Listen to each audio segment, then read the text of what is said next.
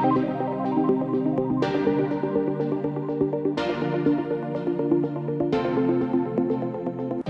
Deviyon Sajjano, is the brand new 350cc offering from the house of Royal Enfield, जिसे कि नाम दिया गया है Meteor 350। That's right, एक 350 सीसी की नई क्रूजर रॉयल एनफील्ड लेकर आई है, जिसकी प्राइसेस आपको यहाँ पे दिखाई दे रही होगी। और प्राइसेस को देखकर भी और वैसे भी स्पिरिचुअल सक्सेसर कहा गया है इसे थंडरबर्ड 350 का, जो कि एक बेहद प्रख्यात और जनता के बीच में एक बेहद पसंद की जाने वाली एंट्री लेवल क्रूजर मानी गई है। तो अब इस पे दारोमदार जो है वो बहुत ज्यादा है, क्योंकि रॉयल एनफील्ड का दावा है कि थंडरबर्ड 350 की जो भी कमियां थी उन्हें मीटियोर 350 में एड्रेस किया गया है और एक ज्यादा बेहतर ऑफरिंग के रूप में इसे लॉन्च किया गया है। पर क्या वाकई में ऐसा है, वही आज हम पता लगाने की कोशिश करेंगे। खमागड़ी देवियों सज्जनों, my name is Vikas Yogi, you watching आइसन studio and this is Royal Enfield Meteor 350। They tell us what to do, they tell us what to think. Can someone stop the madness? Use your hands and you will see. Yeah, right where we wanna be. Nothing else really matters. They tell us what to do, they tell us what to think. Can someone stop the madness? Use your hands and you will see. Yeah, right where we wanna be. Nothing else really matters. तो भैया meteor 350 looks के metre पर कितना score करती है? इसका जवाब हमेशा की तरह आप देंगे, क्योंकि लुक्स में पसंद आना या नहीं आना काफी पर्सनल ओपिनियन है। What I can tell you is that कि ये व्हीकल देखने में काफी सिग्निफिकेंट लगता है, बिल्कुल थंडरबर्ड की तरह। एक बड़ी क्रूजर वाला लुक तो इसमें डेफिनेटली है। बाकी अब भी वही रेगुलर येलो हैलोजन लैंप्स आपको मिलते हैं और टिपिकल क्लासिक मोटरसाइकिल स्टाइल में हेडलैम्प असेंबली को गोल रखा गया है। वेरिएंट वाइज लुक्स में थोड़े बदलाव आपको नजर आएंगे। बेस वेरिएंट फायरबॉल में आपको शाइनी सिंगल टोन कलर्स में फ्यूल टैंक मिलते हैं और टैंक पर रॉयल एनफील्ड की ब्रांडिंग को प्लेन ब्लैक में रखा गया है। Exhaust pipe, turn indicators, side indicators और कुछ एक और पार्ट्स को ब्लैक में रखा गया है। साथ में अलॉयज में टैंक कलर से मिलता हुआ फिनिश दिया गया है और ये सभी बदलाव फायरबॉल वेरिएंट को एक डिस्टिंक्ट ट्रीटमेंट देते हैं, जो कि हम एक्चुअली आरी की बहुत सी बाइक्स में पहले देख चुके हैं, इंक्लूडिंग 350X। अगले वेरिएंट स्टेलर में उन सभी डार्क एलिमेंट्स को क्रोम में तब्दील कर दिया गया है और बैकरेस्ट भी दिया गया है। In addition to that, tank पर रॉयल एनफील्ड का क्रोम से बना बैज आपको नजर आएगा। जो वेरिएंट हमने चलाया वो है सुपरनोवा और मोटे मोटे तौर पर उसमें 3 बदलाव आपको नजर आएंगे compare to the Stellar. Number 1, dual tone paint job. Number 2, tan colour seat and number 3, windshield. Although उसकी फिटिंग मुझे कुछ खास पसंद नहीं आई। इनफैक्ट जो 2 डायल स्पीडो और नेविगेशन वाले हैं उनकी भी फिटिंग थोड़ी बेहतर हो सकती थी। By the way, speedometer traditional style का ही है और टेकोमीटर मतलब आरपीएम मीटर आपको नहीं मिलता है। ऑल्दो ट्रिप आप रीसेट कर सकते हैं और आप कौन से गियर में हैं वो आपको ये दिखाता है। उसी के पास में एक छोटा डायल दिया गया है जो कि डबल अप हो जाता है एज नेविगेशन स्क्रीन, मतलब स्क्रीन पर टर्न बाय टर्न नेविगेशन के सुझाव मिलते हैं।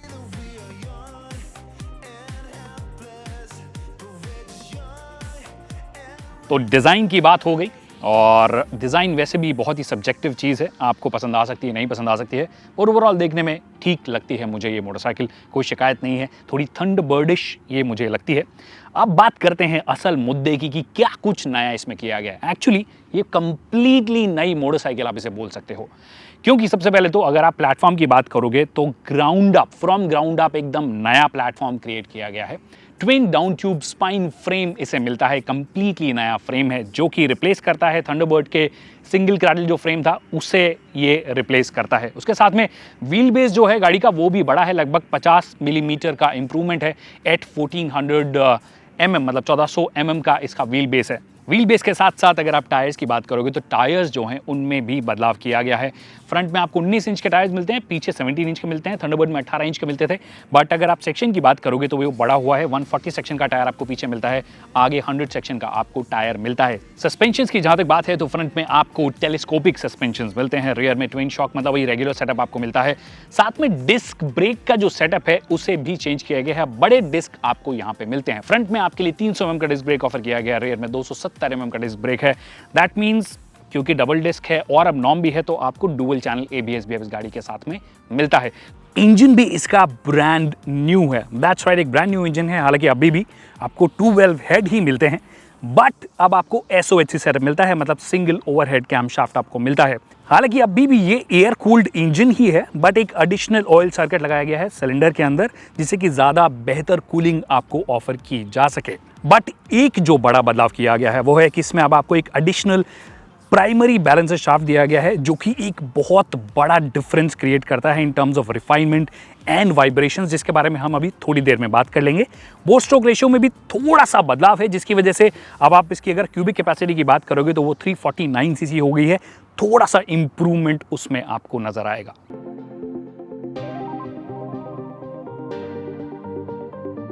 नाउ द 2 बिग क्वेश्चंस जो कि बहुत ज़्यादा रेलेवेंट भी हैं, बहुत ज़्यादा बार पूछे भी गए हैं और जो जनता की तरफ से आपने बहुत बार पूछे हैं। नंबर 1 कि क्या, क्योंकि ये एक क्रूज़र है तो ऑफ कोर्स हाईवे के लिए आप इसे मानते हैं, पर सबसे पहले शहर में आपको बहुत ज़्यादा चलाना होता है, तो क्या ये शहर में चलाने लायक है, क्या ईजी है इसे चलाना? क्योंकि वेट की अगर आप बात करोगे तो 191 kg इसका वेट है, जो कि इस सेगमेंट की सबसे भारी व्हीकल बनाता है।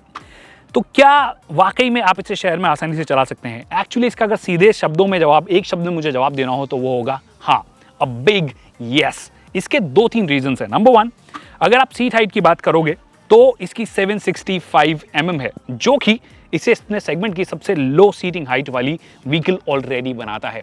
अब रेफरेंस के तौर पे अगर मैं आपको बताऊं तो मैं बहुत ज़्यादा लंबा नहीं हूं, 5'6", 5'7" के बीच में मेरी हाइट है, और उसके बाद भी मेरे दोनों पाँव जो हैं वो आराम से टिके हुए हैं। तो अगर मैं शहर में भी चला रहा हूं और मेरी हाइट इतनी है तो भी मैं इसे आसानी से मनूवर कर पाता हूं। दूसरी चीज़, टैंक जो है उसका डिज़ाइन मुझे काफ़ी अच्छा लगा है, जिसकी वजह से मैं अपनी थाइस को जो है अच्छे से यहाँ पे रख पा रहा हूँ, तो थोड़ा नैरोनेस यहाँ पे आ जाता है। ये भी आपकी मदद करता है कि जब आप शहर में इजीली मनूवर करना चाह रहे हैं या आप पार्क करना चाह रहे हैं टाइट पार्किंग स्पॉट्स में, तो थोड़ा ईजी हो जाता है। हालांकि वेट ऑफकोर्स बीच में आता है, पर फिर भी क्योंकि सीट हाइट कम है और उसके बाद में थोड़ी नैरो लगती है, तो आपके लिए ओवरऑल काफ़ी ईजी हो जाती है। दूसरी चीज़, अगर आपकी हाइट मुझसे भी कम है तो भी आपके पास में एक लो सीटिंग का एक ऑप्शन है, लगभग 20 mm आप और लो कर सकते हैं। सीट एक ऑप्शन आपके लिए दिया गया है, तो आप और ज़्यादा इसे लो कर पाएंगे, which I think is a smart move, क्योंकि लगभग सभी तरीके के लोगों को ये एड्रेस कर पा रही है। और ओवरऑल सीट भी जो है वो बेहद कंफर्टेबल लगती है, काफ़ी ठीक ठाक फर्म है, ना बहुत ज़्यादा सॉफ्ट है ना बहुत ज़्यादा हार्ड है। इनफैक्ट पिलियन की भी अगर आप बात करोगे तो अगर आप बहुत बड़ी वाली फिजिक वाले हैं तो हो सकता है आपको थोड़ा सा स्ट्रगल करना पड़े, बट ओवरऑल अगर आप मेरे जितनी फिजिक के हैं या थोड़े से मुझसे ज़्यादा भी हैं तो भी आपके लिए ठीक होगा। तो ये तो हो गया ओवरऑल सीटिंग का, कंफर्ट का। अब बात करते हैं कि क्या शहर में चलाना ओवरऑल इंजन वाइज भी बहुत आसान है। अब ये जो इंजन है, अगर आप पावर आउटपुट फिगर्स की बात करोगे तो थंडरबर्ड से बहुत ज़्यादा फर्क इसमें नहीं आपको लगने वाला है। मतलब इन टर्म्स ऑफ पावर आप ऑन पेपर अगर आप देखते हैं तो 20.2 bhp के आसपास ये पावर निकालता है और लगभग 6100 RPM पर ये पीक पावर अपनी देता है, जो कि थोड़ा सा of course higher up the range है। अगर आप टॉर्क की बात करोगे तो 1 न्यूटन मीटर का ड्रॉप आपको यहाँ पे मिलेगा, पर अच्छी बात यह है कि ये जो सारा का सारा पावर है वो बहुत अच्छे से स्प्रेड है। और शहर में जो आपको सबसे ज़्यादा ज़रूरत पड़ती है और जो कि लॉन्ग स्ट्रोक इंजन्स की हम हमेशा बात करते हैं, लॉन्ग स्ट्रोक इंजन्स आपको अच्छी लो एंड टॉर्क देते हैं, तो ये आपको बहुत अच्छी लो एंड टॉर्क देता है। दैट मीन्स अगर आप हायर गियर में भी है, से अगर आप थर्ड गियर में भी हैं एंड डूइंग अबाउट 17-18 तो आप इजीली कर सकते हैं। फिफ्थ गियर में आप इनफैक्ट लगभग 28 से 30 kmph की स्पीड कर सकते हैं, जो कि दिखाता है कि बहुत ही ट्रैक्टेबल है। तो शहर में बार बार आपको गियर चेंज नहीं करने पड़ते हैं, जो कि एक बहुत ही बेहतरीन बात है इस इंजन की। अच्छा स्प्रेड है पूरी पावर का, आपको कहीं पर भी पावर की कमी नहीं लगती है। जबकि अगर आप सीधे कंपटीशन में बात करें तो कंपटीशन में इससे ज़्यादा पावर देने वाले व्हीकल्स हैं, बट यहाँ पर आपको पावर की कमी डेफिनेटली नहीं नज़र आती है। तो पावर डेफिनेटली अच्छी है, सीटिंग इसका कंफर्ट अच्छा है, आप मनूवर कर सकते हैं। हालांकि हैंडल कभी कभी ऐसा होता है कि शार्प यू टर्न आ गया तो थोड़ा एफर्ट आपको कभी कभी थोड़ा ज़्यादा लगता है। वैसे बहुत ज़्यादा प्रॉब्लम नहीं है, बट फिर भी यूज टू होने में थोड़ा सा टाइम आपको लगेगा। हैंडल काफ़ी बड़ा सा है, चौड़ा सा है, तो आपको वो थोड़ा सा यूज टू होने में टाइम लगता है। तो शार्प यू टर्न्स में स्पेशली आप थोड़ा सा ध्यान रखिए। दूसरी चीज़ जो कि मुझे लगता है कि ज़्यादा बेहतर हो सकती थी वो था हीट मैनेजमेंट। मतलब हाँ, डेफिनेटली थंडरबर्ड से अगर आप कंपेयर करोगे तो इंजन उतनी ज़्यादा गर्मी नहीं देता है, और स्पेशली अभी तो मौसम भी थोड़ा ठीक है, थोड़ी सर्दियों वाला मौसम है, नवंबर है, तो ज़्यादा आपको परेशानी नहीं होती है। बट फिर भी ठीक ठाक गर्मी अभी भी ये निकालता है और आपको पाँव में वो फील होती है। तो अगर आप लगातार शहर में चलाते हैं, बहुत ज़्यादा बम्पर टू बम्पर ट्रैफिक में जाते हैं, लंबे टाइम तक आपको शहर में टाइम स्पेंड करना पड़ता है, तो वहाँ पे आपको थोड़ी बहुत गर्मी की शिकायत होगी। बाकी क्लच एक्शन की अगर आप बात करोगे, फीडबैक की बात करोगे, तो बहुत अच्छा मुझे लग रहा है, कहीं कोई शिकायत मुझे यहाँ पे नज़र नहीं आ रही है। इनफैक्ट गियर शिफ्ट की अगर आप बात करोगे तो बेहद स्मूथ इसका गियर शिफ्ट है। थंडरबर्ड आपने चलाया, उसके बाद में इसे चलाएंगे तो आप बोलेंगे कि रॉयल एनफील्ड है ही नहीं, क्योंकि बटर स्मूथ आपको इसके गियर्स लगने वाले हैं। एक गियर से दूसरे गियर में जाना हो, जल्दी डाउन शिफ्ट करना हो, तो आपको कोई परेशानी यहाँ पे नहीं होती है। So good job there Royal Enfield.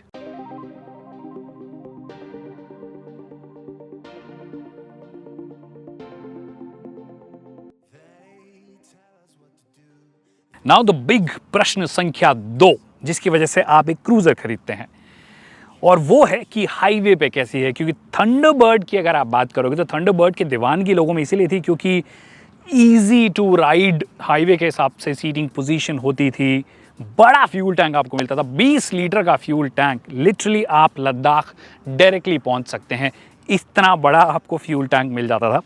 और अब जो है फ्यूल टैंक थोड़ा छोटा हो गया है, बट फ्यूल टैंक जो अगर इसका छोटा हुआ है तो 15 लीटर का है, ठीक ठाक है। फ्यूल एफिशिएंसी की अगर आप बात करोगे तो अभी भी हाईवे पे आराम से आपको 37-38 kmpl की फ्यूल एफिशिएंसी निकाल के दे देती है, which is very good. But बात यह है कि क्या कंफर्ट वाइज अभी भी ये हाईवे पे उतनी ही कंफर्टेबल है। जैसे कि मैंने कहा, सीट हाइट कम है तो उसमें कोई दिक्कत होती ही नहीं है। इनफैक्ट अब टॉर्क स्प्रेड है या पावर स्प्रेड जो है वो ज़्यादा बेहतर ही हुआ है, ज़्यादा रेव हैप्पी ये इंजन हुआ है, हाई स्पीड्स में ज़्यादा बेहतर परफॉर्मेंस हुई है।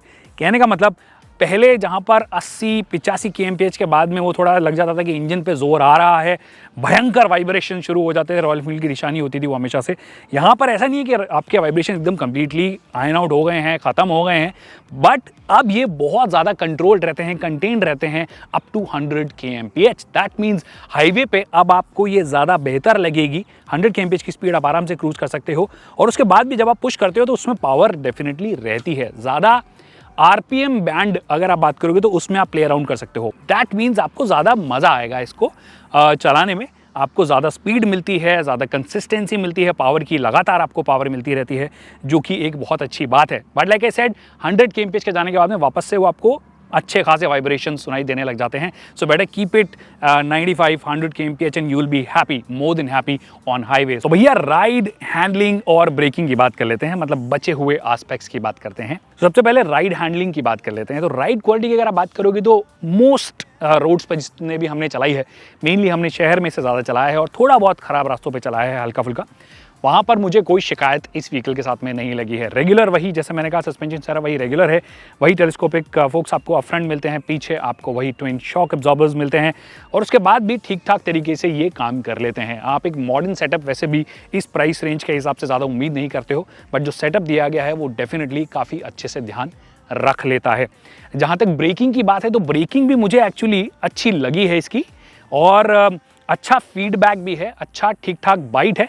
हालांकि जब आप सडन एकदम ब्रेकिंग, हाई स्पीड ब्रेकिंग करते हो तो उस वक्त आपको लगता है कि थोड़ी सी और बेहतर बाइट हो जाती, बट ओवरऑल आई थिंक एक अच्छा सेटअप मुझे ब्रेकिंग के मामले में भी लगा है। ABS किक्स इन, मतलब वो जो पल्सेशन है वो एकदम ठीक टाइम पे होता है, आपको लगता है कि हाँ ठीक तरीके से ABS भी काम कर रहा है, तो कोई शिकायत मुझे पैनिक ब्रेकिंग के टाइम पर भी इसमें नहीं हुई है। हैंडलिंग जैसे कि मैंने कहा क्रूजर्स के जैसी ही है, आप बहुत ज़्यादा शार्प मतलब कॉर्नर्स पर चलाने के लिए बाइक्स होती नहीं है, आराम से चलाने के लिए होती है।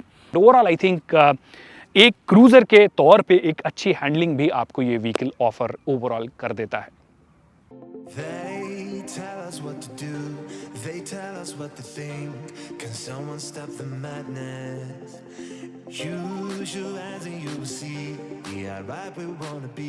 Nothing else really matters. That's it, देवियों सज्जनों, on the Royal Enfield Meteor 350। Royal Enfield की एक ब्रांड न्यू ऑफरिंग, और डेफिनेटली ब्रांड न्यू ही ऑफरिंग है, क्योंकि अनलाइक प्रीवियस रॉयल एनफील्ड जिसमें बहुत कुछ इम्प्रूव हुआ है, बहुत फ्रंट स्पेस ने मुझे इंप्रेस किया है। सबसे पहले रिफाइनमेंट लेवल, मतलब रॉयल एनफील्ड की बहुत ही कम मोटरसाइकिल्स, आप ट्विंस को हटा दें, अगर आप मास सेगमेंट की बात करोगे तो सबसे रिफाइंड मोटरसाइकिल बहुत सालों बाद आपको ये मिली है, जो कि एक काबिल तारीफ बात है। मतलब एक अच्छा प्लेटफॉर्म, एक अच्छा इंजन ये लोग लेकर आए हैं, जो कि इनके एंट्री लेवल मोटरसाइकिल्स को अब मिलने वाला है, जो कि उन्हें ज़्यादा बेहतर बनाएगा बहुत सारे फ्रंट्स पे। अब जहाँ तक बात है कि किस चीज़ में कमी रह गई है, एक तो जैसे कि मैंने कहा कि 100 के ऊपर अभी भी आपको ठीक ठाक वाइब्रेशंस मिलते हैं, हीट मैनेजमेंट थोड़ा सा बेहतर हो सकता है, फिट एंड फिनिश जो है स्पेशली वो थोड़ी बेहतर हो सकती है। स्पेशली अगर आप डायल्स की बात करोगे, फ्रंट में जो स्पीडो का डायल है या उसके पास में जो एक और डायल दिया गया है जिसमें आप टर्न बाय टर्न नेविगेशन भी देखते हैं, उसकी फिटिंग थोड़ी बेहतर हो सकती थी। जो विंड स्क्रीन है उसकी फिटिंग थोड़ी सी बेहतर हो सकती थी। कुछ कुछ जगह पर वायरिंग जो है वो कुछ अननेसेसरीली एक्सपोज लगती है और थोड़ी बेहतर तरीके से उन्हें मैनेज किया जा सकता था। बट उसके अलावा ज़्यादा बेहतर ये चलाने में हुई है, ज़्यादा स्मूथ हुई है, ज़्यादा रिफाइंड हुआ है, ज़्यादा अच्छा इंजन है, ज़्यादा रेव हैप्पी ये इंजन है, ज़्यादा कंफर्टेबल भी ओवरऑल हुई है, हाईवेज पे बेहतर हुई है। तो एक क्रूज़र जिसकी तलाश उन लोगों को है जो कि शहर में भी चलाना चाहते हैं, हाईवे पे भी चलाना चाहते हैं और ज़्यादा परेशानी नहीं चाहते हैं, तो उस हिसाब से डेफिनेटली रॉयल इनफील्ड की मीटियोर 350 उनकी हर एक डिमांड को पूरी कर सकती है। प्राइसिंग भी मुझे लगता है बहुत अच्छी रखी गई है। हाँ, इसके पास में आपको हाइनेस भी मिल जाती है, पर एक रॉयल इनफील्ड का जो हमेशा से एक फ़ैन बेस रहा है, उनको इतने इंप्रूवमेंट के साथ में जब मोटरसाइकिल ऑफर की जाएगी तो डेफिनेटली मेरे हिसाब से ये श्योर शॉट विनर है रॉयल इनफील्ड के पास में। आपको क्या लगता है मुझे कमेंट सेक्शन में बताइए। अगर कोई सवाल है जो कि इस वीडियो में रह गए हैं तो आप मुझे कमेंट सेक्शन में पूछ सकते हैं, हम उसका जल्द से जल्द जवाब देंगे। Thank you so much people for watching this video.